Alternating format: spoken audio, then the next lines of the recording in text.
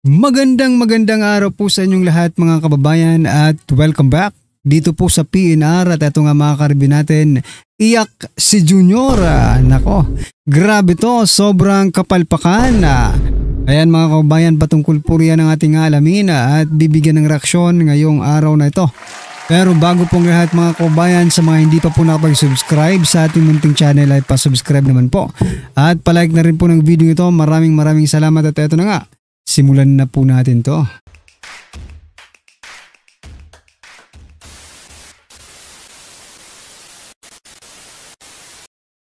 So yan mga kababayan, bago po natin muling i-play ang video ito, pasadahan po muna natin ang mga nagte-trending na mga balita dito po sa mundo ng social media at unahin na po natin to.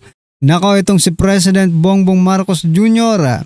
Sabi po dito sa balita mula sa GMA News 4 hours ago. Sabi po dito, Marcos expects good clean budget for 2026. Ayan.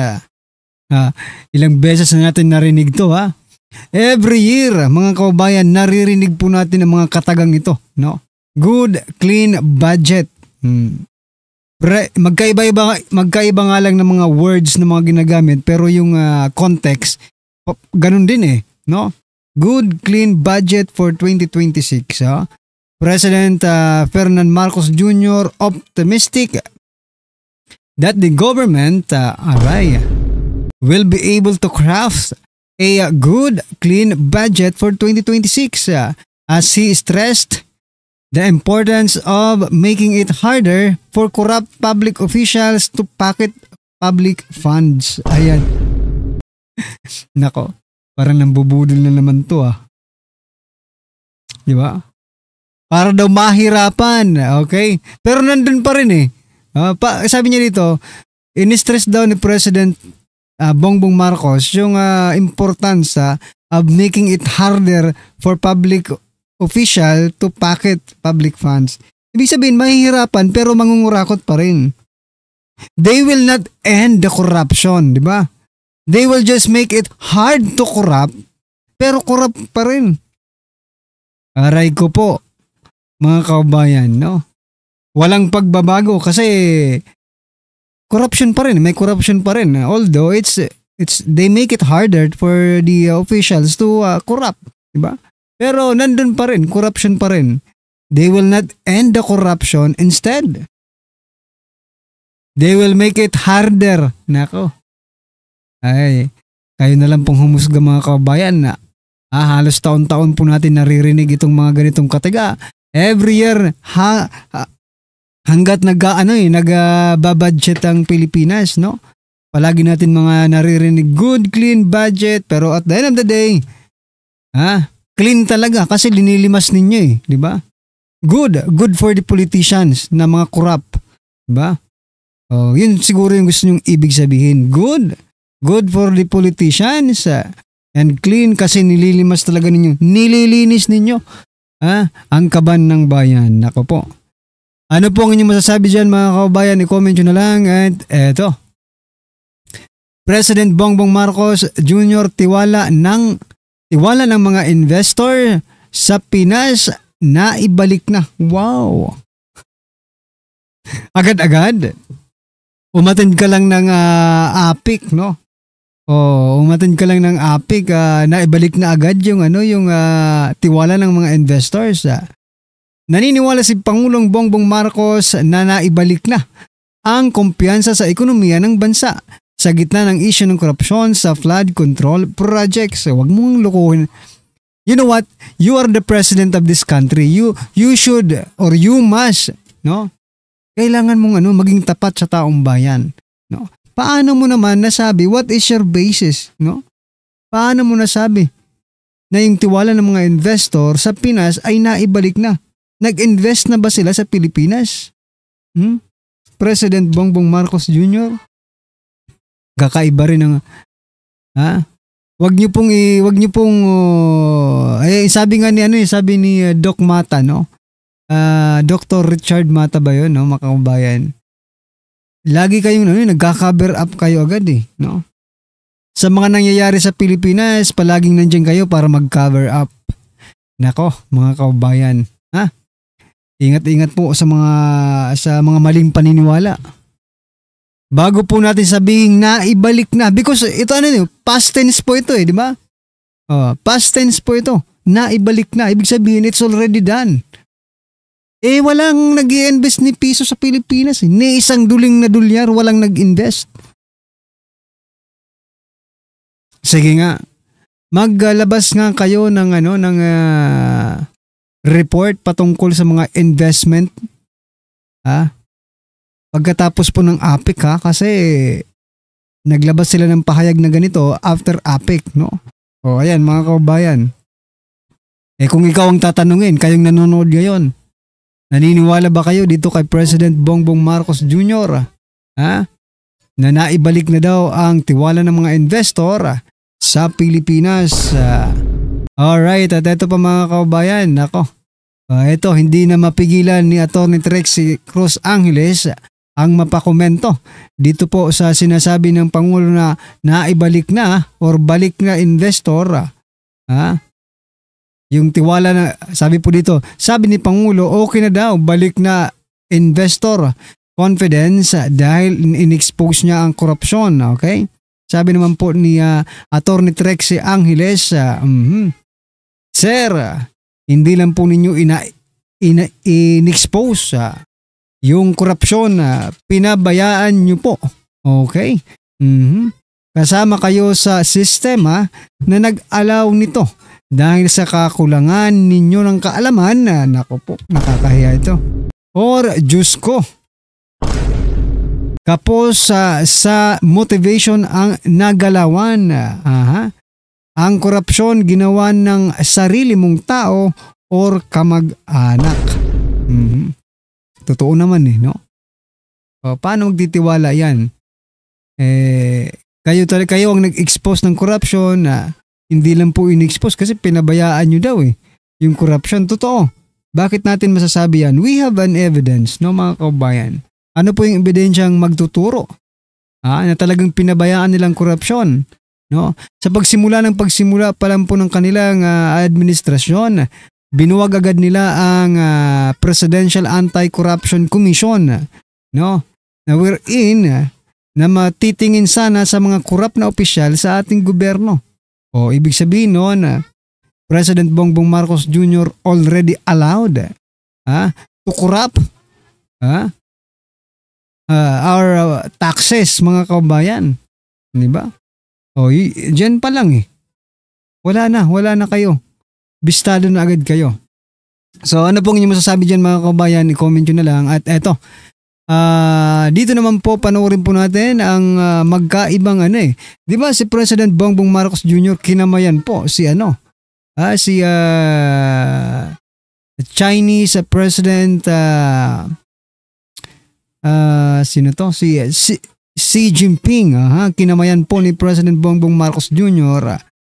Pero eto naman po ang sabi ni Gibo Chodoro. Magkaiba sila ng Itong si President Bongbong Marcos Jr. gustong mapalapit sa China, but this cabinet member, DND secretary, eto ang sabi niya. Sir, about not wanting to meet your Chinese counterpart.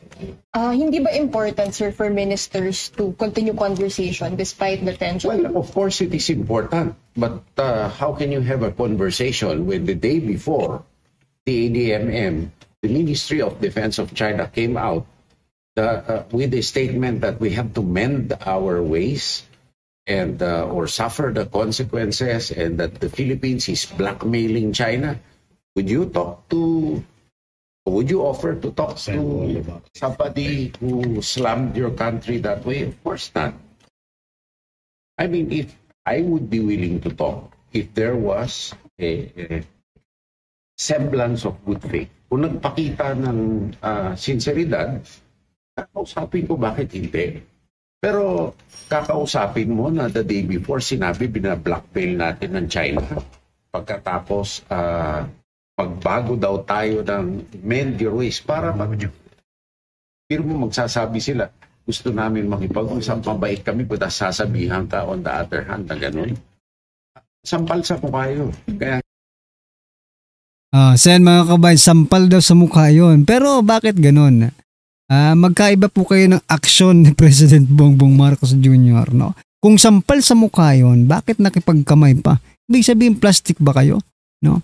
Mayroon nga akong nakitang post, no? Kanina ko yun nakita. Kanina bang post yun? Sabi doon, mga kabayan, no? Sa tradisyon daw ng mga Chinese, no? Ang una-una po nilang tinitingnan in terms of tag dito, negotiation, something like that, no? Yung sincerity, yung word of honor, di ba? Kailangan mayroon ka niyan para ka paniwalaan ng mga incheck, mga kaubayan. Word of honor, integrity, sincerity, lahat po ng mga positive characteristics, no? Nandun na po, mga kaubayan, sa sinasabi doon, no? Pero sa palagay niyo po ba, this the president, mga kaubayan, doon sa pakikipagkamay niya, sincere ba talagang sincere ba talaga si President Bongbong Marcos Jr.? May word of honor ba ang ating presidente para paniwalaan siya ni President Xi Jinping, di ba? Eto, Pilipino tayo, mga kabayan, but sa ginagawa po ng ating presidente, no, na tayo nga mismong mga Pilipino ay pinagsisinungalingan niya, maraming beses na po, mga kabayan. So, what I'm trying to point out, kahit ginawa ng presidente na kamayan, no, kamayan si President Xi Jinping, no, at the back of the president ng China, sabihin may word of honor ka ba? Diba? Ano po yung sinasabi nating word of honor? Yung tumutupad ka ba sa mga pinangako mo, no? Sa mga sinasabi mo? May word of honor ba kayo, mga kabayan? May word of honor ba si President Bongbong Marcos Jr.? Unlike, no? Former President Duterte, talaga may word of honor. Sinabi niya Kayo, tumigil na kayo. Pag hindi kayo tumigil, di ba? Yari kayo, yari nga sila. That is word of honor, mga kaubayan. While President Bongbong Marcos Jr., 20 pesos na kilo ng bigas, ano pa? Papatawa ka na lang no? 1 million pabahay every year. Nasaan na yan? 22 classroom lang ang ginawa. In the whole year of 2025, naku naman po. Diyos ko po. Diba? Anyway, ano po ang inyong masasabi dyan, mga kababayan? I-comment nyo na lang. At eto, pasadahan na po natin ang video ito at bigyan po natin ng reaksyon. Eto na po. Ito ang nakakagulat. Viral at trending ngayon sa mundo ng social media ang di umano'y balitang kahit anong paninira ninyo sa dating Pangulong Rodrigo Roa Duterte, mga leader ng ibang bansa, siya pa rin ang kinikilalang the best leader of the Republic of the Philippines. Ito naging solusyon ng marami sa ating mga kababayan matapos ng pumutok ang balitang na kung saan ang umaten sa mismong ASEAN Summit na ginanap kamakailan lamang ay si Pangulong Bongbong Marcos Jr. Pero ang ipinakitang video ay walang iba kundi kay dating Pangulong Rodrigo Roa Duterte. Pero bago ang lahat, mga kapinas, kung bago ka pa lamang sa channel namin, ay huwag mong kalimutan mag-subscribe at pakiclick na rin ang notification bell para mas maging updated ka pa lalo sa lahat pa ng bagong videos na i-upload namin. At yun nga, mga kapinas, tila isang malaking sampal kay Pangulong Bongbong Marcos Jr. ang ginawa ng ASEAN dahil kahit si Pangulong Bongbong Marcos Jr. ang umaten sa ASEAN Summit pero ang nasa screen ay ang dating Pangulong Rodrigo Roa Duterte na para bang hirap na hirap ang ASEAN na i-recognize si Pangulong Bongbong Marcos Jr. bilang leader ng bansang Pilipinas. Di ba't nakakahiya ito, mga kababayan? At ito pang isa sa nakakahiyang balita, opisyal ang inaprubahan ng bansang Amerika ang zero tariff para sa mga espesipikong produkto na inangkat mula Thailand, Malaysia at Cambodia na pawang miyembro ng Association of Southeast Asian Nations or ASEAN. Ayon pa sa nasabing ulat itong Lunes, October 28, 2025, inanunsyo naging desisyong ito na ginanap ng ASEAN Summit kamakailan lamang sa Kuala Lumpur, Malaysia. Matatandaan na bago pa may ito inaprubahan ay pinapatawan na ng 19% tariff ang tatlong nabanggit na bansa. Kaya sa ilalim ng bagong kasunduan, hindi na napatawan ng taripa ang mga produktong tulad ng air-based equipment, pharmaceutical, palm oil, cocoa, and rubber. At ang bansang Pilipinas, ano lang ang nakuha ni Pangulong Bongbong Marcos Jr. sa pag-attend dito sa ASEAN Summit? Isang napalaking wala at nganga. Kaya nga ayon sa isang komentarista ay tila basura ang tingin ni US Donald Trump na bansang Pilipinas at kay Pangulong Bongbong Marcos Jr. Pero pinagyayabang ni Pangulong Bongbong Marcos Jr. na malakas daw ang relasyon ng bansang Pilipinas hanggang US. Ayon pa sa official post sa ABJ Galbot Online, ang kawawang cowboy, we are supposed to be the most favored Asian nation by the US because of our longest standing relationship with them. But it doesn't look that way. To me and many other Filipinos, the Philippines is the only treaty ally of the Americans in Asia with the Mutual Defense Treaty signed by both countries in 1951, more than 70 years ago. But since assuming office, Bongbong Marcos has been treated as a second-rate head of state by the Americans and other world leaders, unlike his predecessor Rodrigo Duterte.